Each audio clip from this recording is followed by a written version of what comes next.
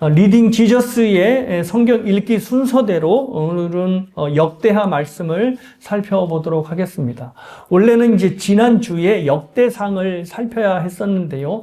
디모데 후서를 보느라 역대상을 살펴보지 않고 이제 건너뛰고 오늘 이제 역대하 말씀을 이제 살펴보게 되었습니다. 이제 어제를 끝으로 이제 역대기를 끝내셨는데요. 여러분들이 어떠셨는지 굉장히 궁금합니다. 아무래도 역대기는 여러분들이 읽으실 때 좀 빨리빨리 넘어가게 되죠. 예. 내용이 흥미진진해서 빨리 읽혀지는 게 아니라 발음도 안 되는 이름투성이의 족보에다가 또 열왕기서에 반복되는 내용들이 계속 많아지기 때문에 저도 손이 좀 빨리빨리 넘어가게 되더라고요. 지난주 영상에서도 언급했듯이 역대기는 열왕기서에 이미 나와 있는 내용들이 반복되었기 때문에 아무래도 우리의 손과 눈이 좀 빨라지게 됩니다. 하지만 모든 성경이 그러하듯이 중요하지 않은 책이 없지요. 그죠? 하나님께서는 우리에게 역대기의 내용들이 대부분 열왕기서에 반복된다 할지라도 그 말씀을 배우고 또 확신하고 거해야 하는 말씀으로 주셨다는 것이 중요합니다. 예, 그래서 여러분이 역대기 말씀을 배우고 삶에 잘 적용해야 할 책임이 있는 것이죠. 그래서 역대기를 읽기를 잘 하셨는데 역대기를 읽으시면서 이제 마음에 염두에 둬야 할 부분이 있습니다. 그게 바로 뭐냐면 역대기가 차지하고 있는 성경의 위치입니다. 우리가 읽고 있는 성경은, 우리가 읽고 있는 성경이 대부분 크리스천들이 갖고 있는 성경일 텐데요. 역대기는 열왕기서 다음에 이제 위치를 합니다. 자, 그런데 구약의 원문인 히브리어로 쓰여진 히브리 성경은 역대기가 맨 마지막에 이제 위치를 하게 됩니다. 우리 성경은 구약의 맨 마지막이 말라기잖아요. 그런데 히브리 성경은 역대기가, 그러니까 책의 맨 끝이, 그 사람들은 신약이 없으니까요. 책의 맨 끝이 바로 역대기가 되는 것입니다. 히브리 성경의 좀 구조를 좀 살펴보면 이렇습니다.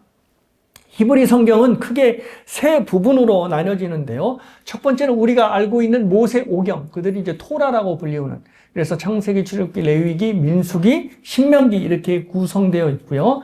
그 다음 큰 목록은, 그 다음 부분은 바로 선지서입니다. 선지서는 화면에서 보시는 대로 총 21권으로 되어 있고요. 여호수아, 사사기, 사무엘서, 열왕기서, 그리고 우리가 알고 있는 대선지서, 그리고 소선지서로 구성이 되어 있습니다. 자, 그리고 마지막 부분이 성문서인데요. 이 성문서는 총 13권으로 되어 있습니다. 그래서 우리가 지혜서로 부르고 있는 시편, 잠언, 욥기, 전도서가 이 성문서에 포함이 되고요. 그리고 묵시록인 다니엘서가 또 아울러 이 성문서에 해당이 됩니다. 그리고 예루살렘 패망 이후부터 바벨론 포로 이후의 내용을 다루고 있는 에스더, 에스라, 느헤미야도 성문서에 해당이 됩니다. 그런데 이제 우리가 역대기를 읽었죠. 근데 이 역대기가 이 마지막 부분인 성문서에 해당이 된다는 거지요. 그런데 우리가 주목해 볼 부분이 바로 이 역대기의 위치입니다. 역대기가 성문서의 맨 마지막으로 위치하고 있다는 겁니다. 내용적으로 보면 이스라엘의 왕들, 특별히 유다의 왕들을 다루기 때문에 선지서로 분류상 가야 할 것 같은데 바벨론 포로 이후의 내용을 다루고 있는 성문서로 이 역대기가 분류되고 있고 또 역대기의 위치도 성문서의 가장 마지막에 있다는 것입니다. 자, 이것이 왜 중요하냐면 이 위치가 역대기를 우리가 어떻게 읽어야 할지가 연관되어 있기 때문입니다. 역대기가 내용상 선지서임에도 불구하고 성문서로 분류되는 이유는 바로 역대기가 쓰여진 시대의 배경입니다. 학자들은 역대기가 쓰여진 시대 배경을 언제로 보냐면 바벨론 포로 이후에 그들이 귀환하여서 이제 역대기 기자가 기술한 책으로 보고 있습니다. 그리고 더 정확히는 예루살렘 성전과 예루살렘 성벽이 재건된 후에 이 역대기를 기록했다고 보고 있습니다. 바벨론 70년의 포로 생활을 마치고 예루살렘에 돌아온 이스라엘 백성들이 힘을 모아서 성전과 성벽을 재건하였으니 참으로 놀라운 일을 해낸 것입니다. 그래서 그들 모두 예루살렘 회복에 대해서 부푼 희망과 또 소망을 가졌을 것을 충분히 짐작할 수 있습니다. 자, 이제 무너진 성전을 재건하고 또 성벽을 굳건히 세웠으니 우리가 이전에 누렸던 예루살렘의 영광을 회복할 수 있을 것이다 라고 하는 소망을 가졌을 것입니다. 자, 그런데 성전과 성벽을 재건한 후에도 그들이 마주한 현실은 결코 녹록지 않았습니다. 우선 재건된 수룹바벨 성전이라고 우리가 그러죠. 재건된 성전이 솔로몬 성전과 비교해 보면 너무 초라한 것입니다. 포로에서 돌아온 개들 중에는 솔로몬 성전에 대한 기억이 있었던 사람들이 포함되어 있었습니다. 그들이 기억하고 있는 솔로몬 성전, 그리고 재건되고 있는 수룹바벨 성전이 너무 비교가 되는 겁니다. 그래서 학개서의 기록을 보면 성전의 기초를 이들이 재건하려고 놓을 때 솔로몬 성전이 생각나서 통곡하여 울었다라고까지 기록하고 있습니다. 또 게다가 성전이 완공되고 또 성벽이 재건된 후에도 이스라엘의 상황이 전혀 나아지질 않았다는 겁니다. 이스라엘은 여전히 강대국에 속한 속국으로, 그러니까 식민지나 다름없는 상황에 처해 있습니다. 물론 그들을 지배하는 나라가 바벨론에서 페르시아로 바뀌었긴 했지만 나라만 바뀌었을 뿐이지 여전히 주권을 회복하지 못하는 상황이었습니다. 그리고 그 무엇보다도 하나님께서 다윗 왕조에게 주신 약속이 있죠. 내 왕위가 영원히 견고하게 서리라라고 하는 이 언약이 성취될 기미가 보이질 않는 겁니다. 왜냐하면 이스라엘은, 유다는 여전히 예루살렘에 돌아왔어도 왕조를 세울 수 없는 속국이 되었기 때문에 이 다윗의 왕조를 이어서 왕을 세울 수가 없는 거지요. 그러니까 성벽 재건하고 성전 재건했다 하여도 여전히 암울한 상황을 맞이하는 겁니다. 자, 이런 암울한 상황 속에서 이제 역대기 기자가 역대기를 기술하는 겁니다. 그러니까 역대기 기자가 무슨 마음을 가졌을까요? 아, 그냥 이대로 끝나는 건가? 예루살렘의 영광, 성전에 깃들였던 하나님의 영광, 그리고 하나님이 약속하셨던 영원한 왕조는 그냥 없어지고 마는 것인가? 라고 하는 물음 속에서 역대기 기자가 다윗 왕조, 즉 유다 왕들의 그 역사를 되짚어서 생각하며 역대기가 쓰여진 것입니다. 그러니 역대기 기자는 당연히 그 관심이 어디에 딱 가 있냐면 다윗 왕조의 회복, 그리고 성전에 임한 하나님의 영광, 이것을 소원하고 갈망하는 마음을 가지고 역대기를 써 내려갔던 것입니다. 자, 그래서 이 지점 때문에, 이 역대기 기자의 마음 때문에 같은 역사를 다루고 있는 열왕기서와 지금 우리가 읽은 역대기와 사뭇 분위기가 다르다는 것을 여러분이 알 수 있을 것입니다. 열왕기는 왜 북이스라엘과 남유다가 멸망할 수밖에 없었는가에 초점이 맞춥니다. 그러니까 당연히 그 왕들의 죄악을 드러내는 것에 아주 신랄합니다. 심지어 다윗과 솔로몬이 지었던 죄악도 드러냅니다. 하지만 역대기는 다윗과 솔로몬의 죄악을 드러내지 않습니다. 가장 다윗의 끔찍한 치부인 밧세바 사건도 역대기에는 나오지 않습니다. 왜냐하면 하나님께서 주신 약속의 소망을 역대기 기자는 이어가야 하고 그 역대기를 통해 보여줘야 하기 때문에 이 유다 왕들, 다윗 왕조의 영원한 왕조의 역사를 이어갈 이 왕들의 치부를 이야기하지 않는 것이죠.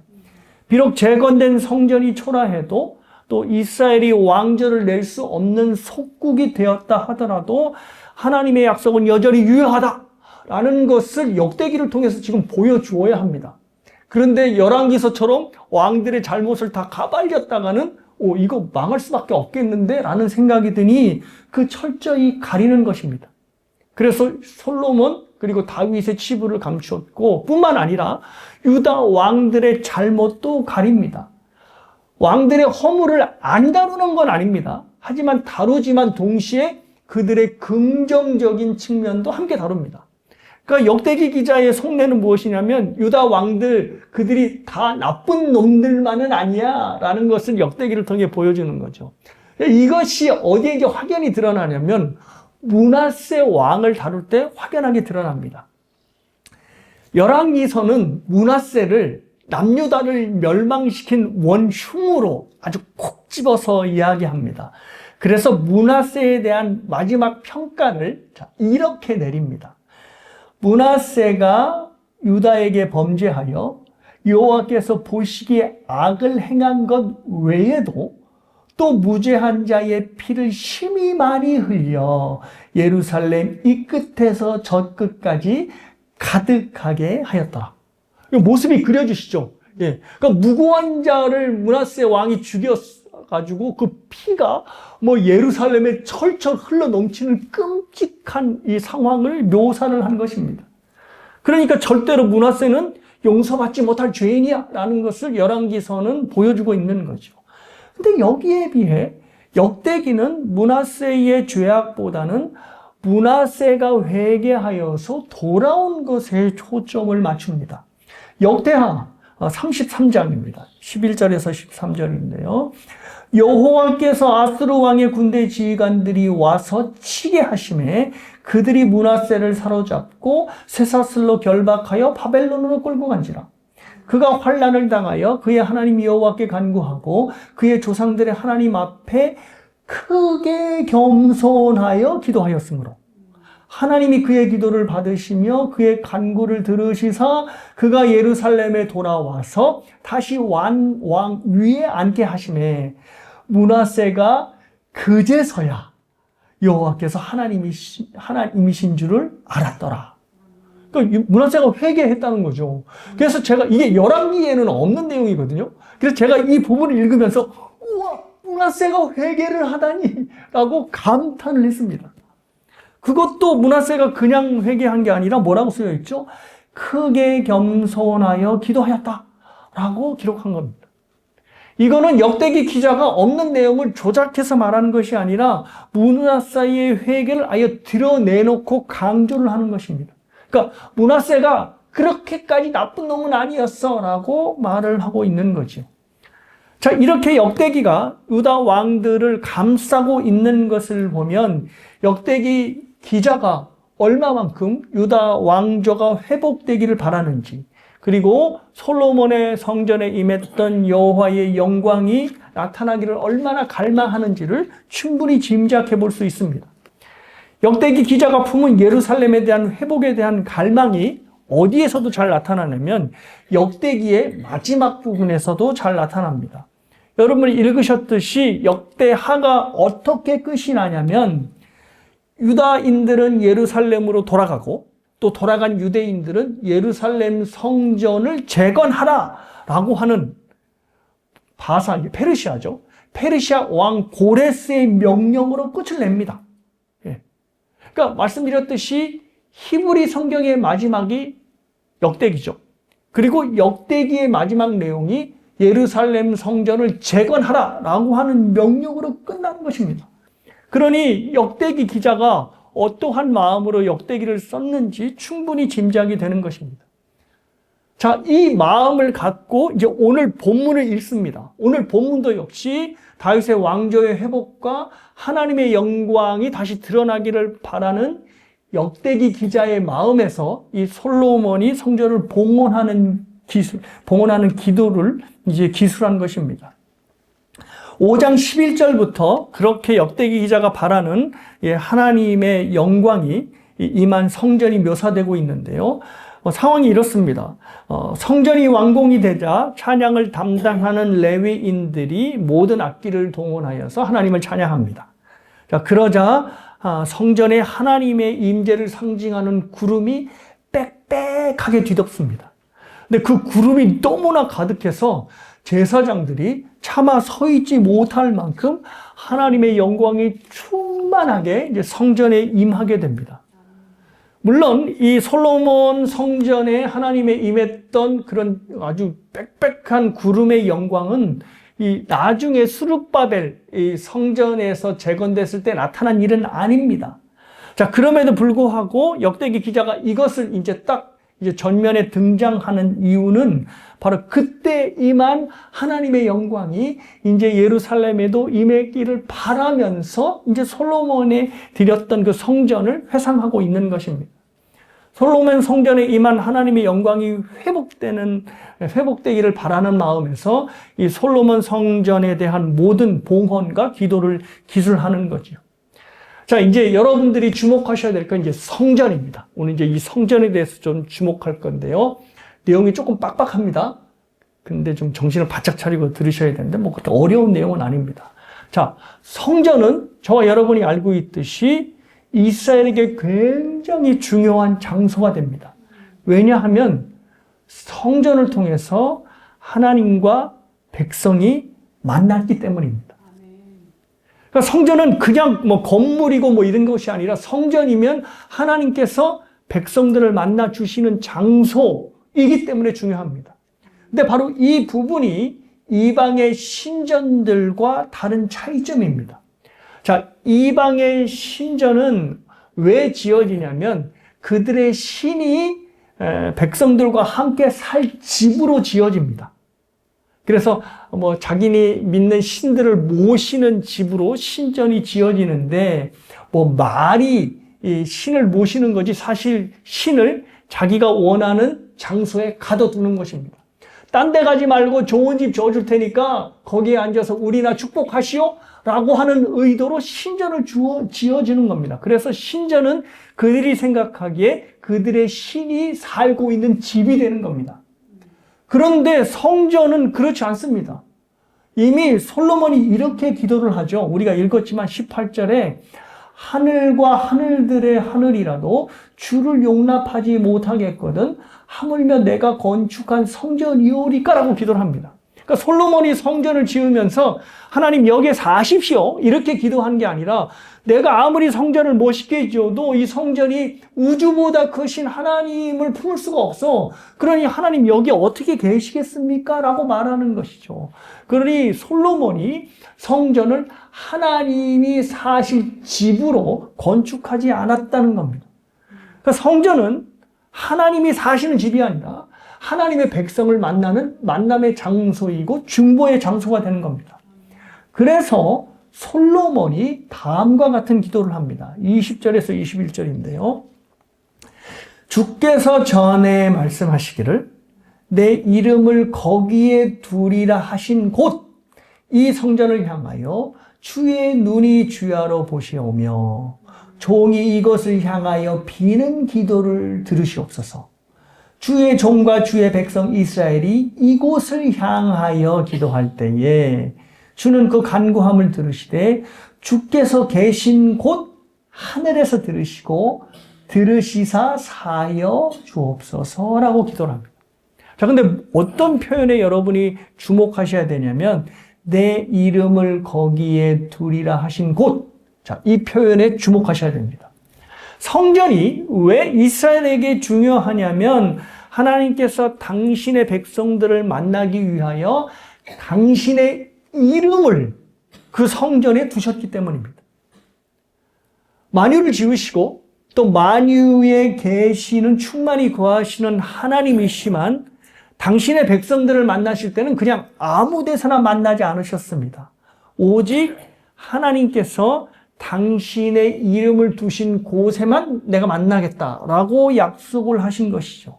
근데 이 약속은 성전이 지어지기 전인 훨씬 이전에 모세 때부터 이미 하나님께서 약속하신 것입니다. 신명기를 보면 이렇게 신명기 리스트들이 있죠. 근데 저 리스트들을 보면 반복되는 것이 뭐냐면 여호와께서 자기 이름을 두시려고 택하신 곳. 자, 이곳으로 와서 너희들이 절기를 지키고 이곳으로 와서 너희들이 뭘 하고 이곳으로 와서 하게 해서 항상 여호와께서 자기 이름을 두시려고 택하신 곳이라는 것을 강조합니다. 특별히 절기를 지킬 때는 이스라엘을 대표하는 가정의 각 가장들이 자기 집에서 자기의 임의대로 지키는 것이 아니라 반드시 하나님께서 자기의 이름을 두신 그곳에 와서 하나님을 기뻐하고 절기를 지킬 수 있도록 하게 하신 것입니다. 자, 그런데 흥미로운 것은 저렇게 신명기에 당신의 이름, 즉 하나님의 이름을 두신 곳이라고만 했지 그 장소가 어딘지를 말씀을 하지 않으셨습니다. 그러니까 꽤나 오래전부터 하나님의 이름을 두신 곳이 있다라고 말씀을 하셨지만 그것이 어디인지를 말씀을 하지 않으신 것이죠. 그러다가 이것이 이제 언제 확연하게 드러나냐면 다윗이 왕이 되어 예루살렘을 도성으로 정하고 예루살렘의 성전을 짓기로 결정하면서 신명기에서 말한 여호와의 이름을 두신 곳, 이것이 바로 예루살렘이구나. 이것이 바로 예루살렘 성전이구나라는 것을 알게 된 겁니다. 예루살렘 성전도 그냥 이렇게 보다가 야 저기 좋겠다 이런 게 아니라 예루살렘 성전이 지어진 것도 하나님의 진노가 끝난 오르난의 다장마당으로 역대기가 얘기하고 있죠. 또 중요한 것은 그것이 공교롭게도 아브라함이 이삭을 바쳤던 곳입니다. 그곳이 바로 성전이 된 것이고 그 성전이 바로 신명기에서부터 하나님이 말씀하신 내 이름을 둔 곳, 이곳이 되는 겁니다. 자, 이게 바로 예루살렘 성전이 이스라엘 백성에게 중요한 이유입니다. 예루살렘 성전은 하나님께서 당신의 백성을 위해 이름을 두신 장소입니다. 물론 성전이 지어지기 전에도 그전엔 어디에서 만나셨죠? 성막에서 만나시고, 그죠? 텐트에서 만나시고, 그 다음에는 또 그 전에는 어디에서 만나셨냐면 각자들이 만들어낸 제단에서 하나님께서 만나주셨습니다. 그런데 이제는 고정된 건물로 지어진 성전에서 하나님이 당신의 백성들을 만나시겠다는 겁니다. 때문에 성전은 하나님의 은혜가 베풀어지는 장소인 동시에 하나님을 만날 수 있는 중보의 장소가 되는 것입니다. 그러니까 성전은 하나님의 임재가 이루어지는 곳이고 또 죄사함의 은혜가 일어나는 곳이고 또 하나님의 뜻이 선포되고 이루어지는 곳, 이곳이 바로 성전인 것입니다. 근데 성전 자체가 뭐 특별한 능력이 있어서가 아니라 성전이 어느 곳이기 때문에 하나님의 이름을 두신 곳이기 때문입니다. 그러니까 하나님의 이름이 능력이 있어서 성전이 특별한 것이지 성전 건물 자체가 특별하다는 말은 아닌 겁니다. 그래서 하나님의 이름을 두신 곳, 이것이 중요하다고 그랬죠. 그래서 굳이 이스라엘 백성들이 성전에 가지 않아도 그곳을 향해 기도하면 하나님께서는 그 기도를 들어주신다라고 하는 기도를 바로 솔로몬이 하나님께 아뢰는 것입니다. 여기에 가장 좋은 예가 있죠. 바로 다니엘의 기도입니다. 다니엘 때는 이미 바벨론에 의해서 성전이 없어지고 성전이 더 이상 존재하지 않았던 때입니다. 그리고 바벨론 포로로 이 다니엘이 잡혀가게 됐죠. 그럼에도 불구하고 다니엘이 저렇게 화면에서 보다시피 성전을 향하여 기도합니다. 아니 성전이 없어졌는데 뭔 성전을 향해서 기도해? 그렇죠? 그 이유가 바로 뭐냐면 하나님의 이름을 두신 곳, 이것이 바로 성전이기 때문에. 그러니 성전이 없어져도, 그 건물이 없어져도 여전히 하나님의 이름을 둔 장소라는 것은 유효합니다. 그러니 다니엘이 이 솔로몬의 기도를 기억하고 저 바벨론에서도 성전을 향하여 기도했던 것입니다.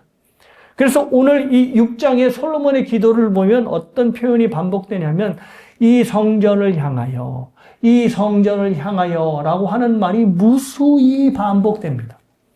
그러니까 이런 의도가 있는 거죠. 지금 솔로몬의 성전과 비교하여 너무 초라한 스룹바벨의 성전이 지어졌지만 선물의 규모, 또 성전의 어떤 이 화려함이 중요한 것이 아니라 하나님의 이름이 두어진 곳이라는 것이 중요하니 끝까지 그 약속을 믿고 소망을 가지라고 하는 이 메시지를 이 솔로몬의 성전 봉헌 기도를 통해서 역대기 기자가 보여주고 있는 것입니다.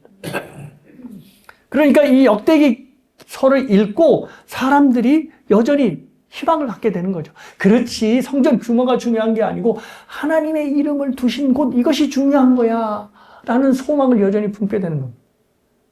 자, 그러면 목사님, 그러면 역대기 기자랑 우리랑 무슨 상관이에요? 그죠? 상관은 없죠. 왜냐하면 역대기 기자는 그 당시에 이스라엘 사람들에게 소망을 주기 위해서 역대기를 기록했는데 우리는, 그죠? 우리는 뭐 성전도 상관없고 다윗 왕조랑도 더구나 상관이 없는 사람인데.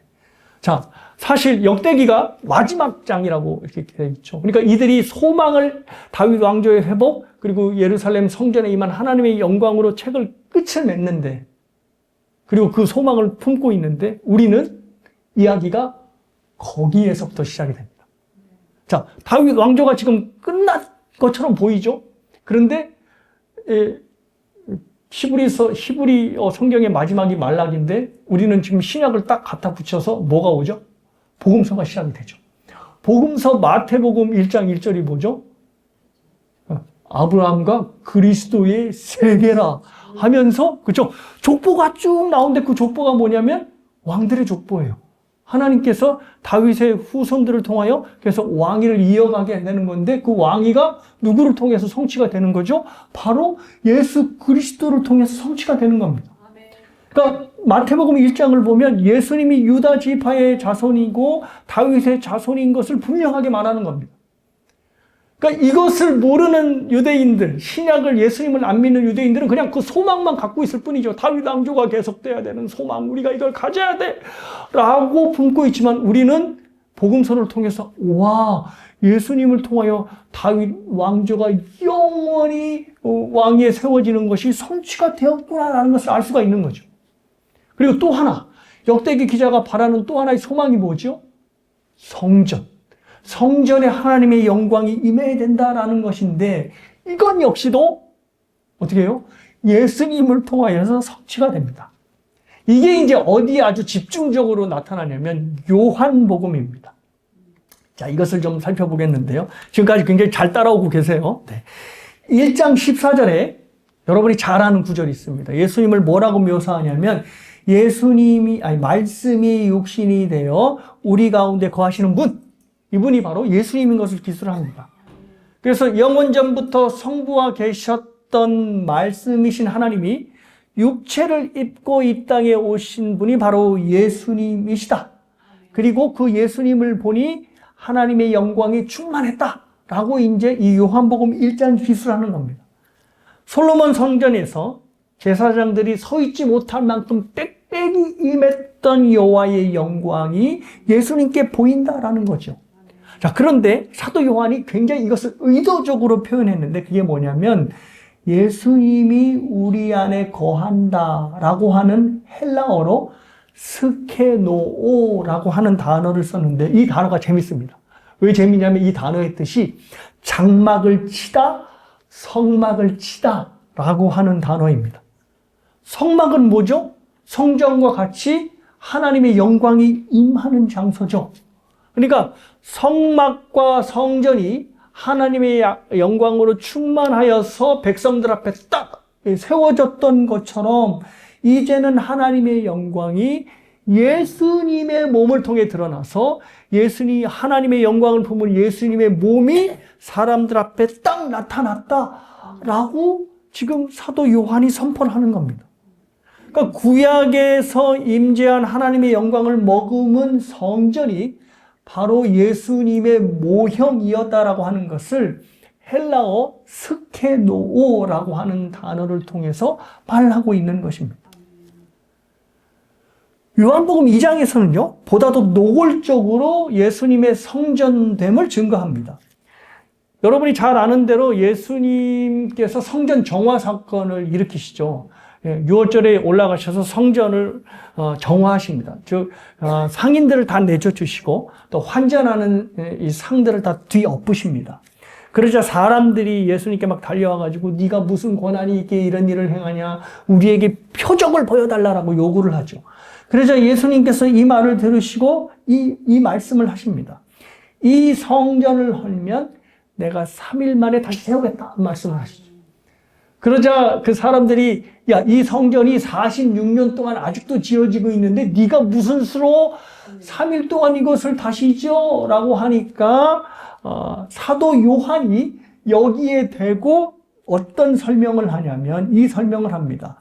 사도 요한이 이 성전된 자기 육체를 가리켜 예수님이 말씀하신 것이라 라고 하는 설명을 붙이는 겁니다. 그러니까 예수님께서 자신이 죽고 3일 만에 부활하는 그 사건 자체를 어떻게 해요? 성전이 세워지는 것으로. 그러니까 지금 예수님께서는 자기 자신을 뭐라고 말씀하시는 거죠? 나는 성전이야 라고 말씀을 하시는 겁니다. 그러니까 예수님 자신이 성전임을 그 성전 정화 사건을 통해서 선포하신 것입니다. 여러분이 그 병자들을 치유하는 예수님의 이적을 보시잖아요. 그런데 예수님이 네가 병 나았다라고 선포하지 않으세요. 뭐라고 선포하시냐면 네 죄가 사하였다라고 그렇게 선포하세요. 그러니까 그것을 들었던 바리새인들이 막 난리가 난 겁니다. 야, 네가 뭔데 죄 사함을 선포해?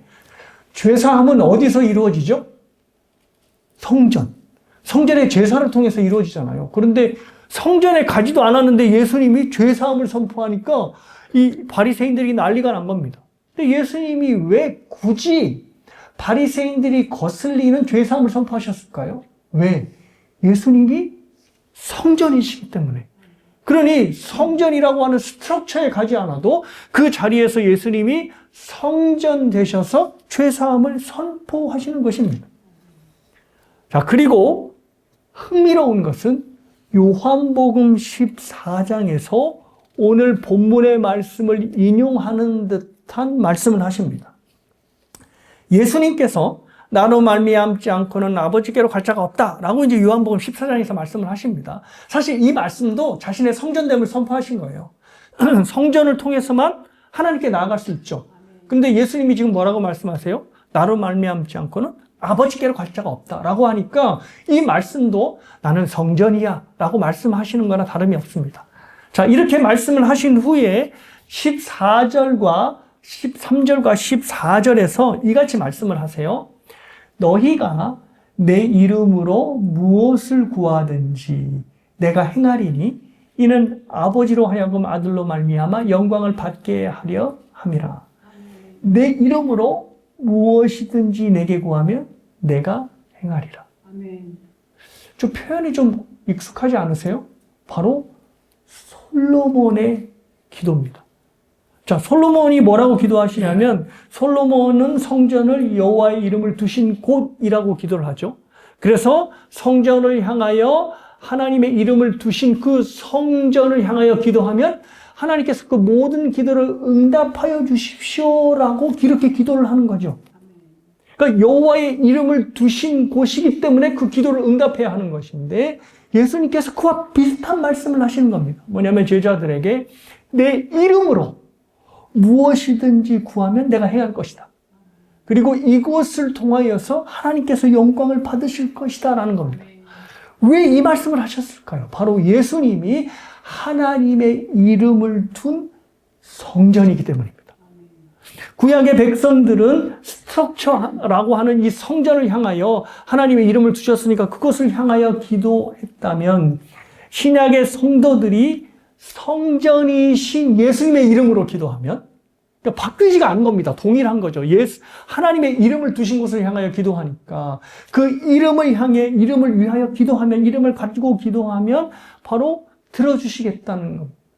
그러니까 예수님께서는 자기 이름을 성전으로 생각하여서 내 이름으로 무엇이든지 구하면 너희들이 그것을 반드시 응답받을 수 있을 것이라 말씀하시는 것입니다.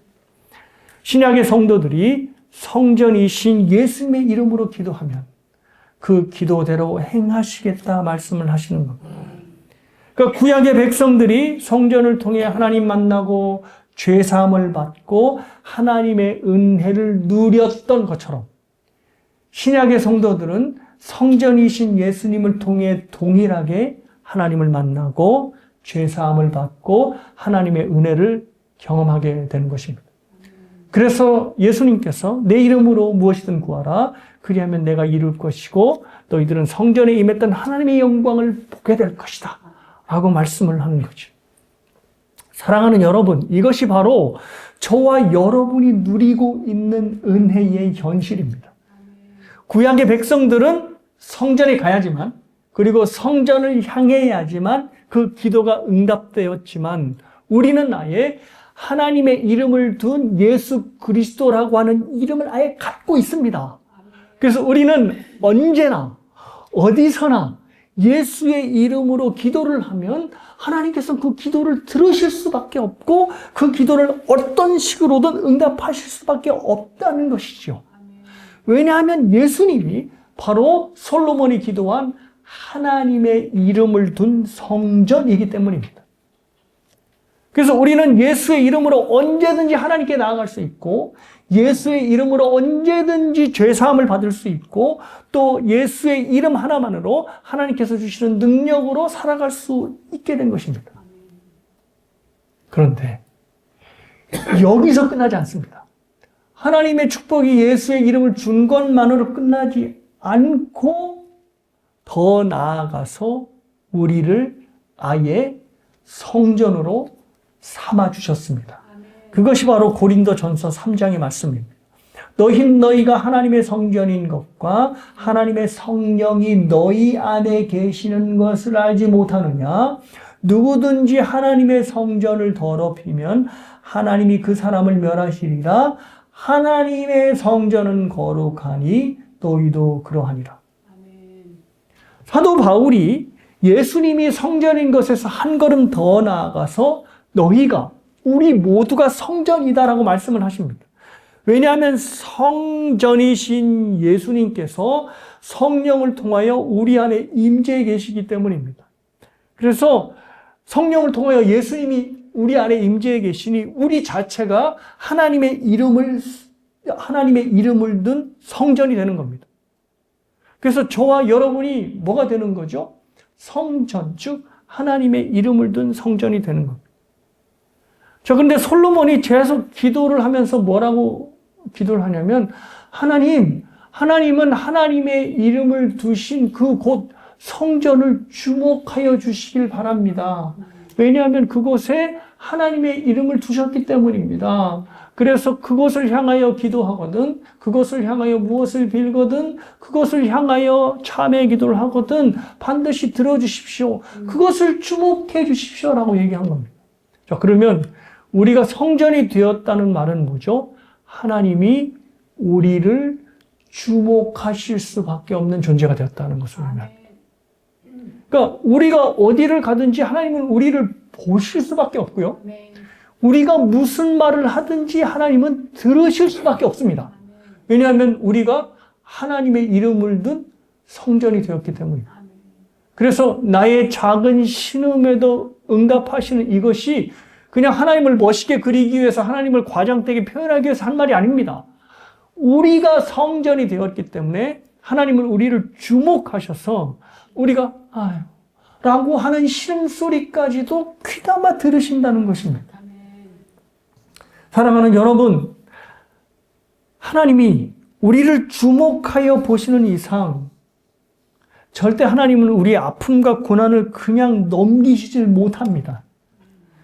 우리를 살리시기 위하여 아들까지 내어주신 하나님이 우리를 주목하여 보시니 우리의 삶 그 하나하나가 그냥 무의미하게 흘러가지 않는다는 것입니다. 심지어 삶에서 경험하는 고난까지도 하나님이 우리를 주목하여 보셔서 일어난 일이라면 그 고난은 필시 우리를 위하여 일어나는 것이고 그리고 우리를 그 고난을 통하여 진주로 빚어내시는 과정임에 틀림이 없습니다. 물론 진주가 만들어내는 것이 불순물을 갖고 있는 거잖아요. 그러니 그 안에 불순물이 들어갔으니 그 조개 입장에서 얼마나 껄끄럽고 아프겠습니까? 그런데 그것을 계속해서 덮고 할 때 아름다운 진주가 만들어내죠. 그러니까 우리의 삶에서 하나님이 주목하시는데 목사님 왜 자꾸 고난이고 아픔입니까? 근데 하나님이 우리 안에 진주를 빚어내시느라 우리에게 고통을 허락하시고 고난을 허락하시는 것입니다. 역대기 기자는 너무나 참담한 상황에서 하나님의 소망을 붙들고자 솔로몬의 역사를 가져오고 또 다윗 왕조의 역사를 가져오지만 우리는 예수 그리스도라고 하는 환한 빛 아래에서 우리의 역사를 써 내려가고 있습니다. 그러니 그전에 있었던 일을 막 끄잡아 대면서 그것을 기억하면서 소망을 가질 필요가 없습니다. 당장 우리 안에 있는 예수 그리스도를 통하여 우리는 소망을 갖고 그 소망의 빛으로 우리의 삶을 써 내려가야 하는 것입니다. 왜냐하면 역대기 기자가 그렇게 간절히 바라는 하나님의 영광, 솔로몬의 무릎까지 꿇게 만들었던 하나님의 영광이 바로 우리 안에 거하고 있기 때문입니다. 그 예수 그리스도의 영광을 붙들고 이름을 붙들고 이 땅에서 저와 여러분에게 찾아오는 모든 어려움과 고난을 넉넉히 이겨내시는 성전 되시는 여러분 모두가 되시길 주님의 이름으로 축복합니다.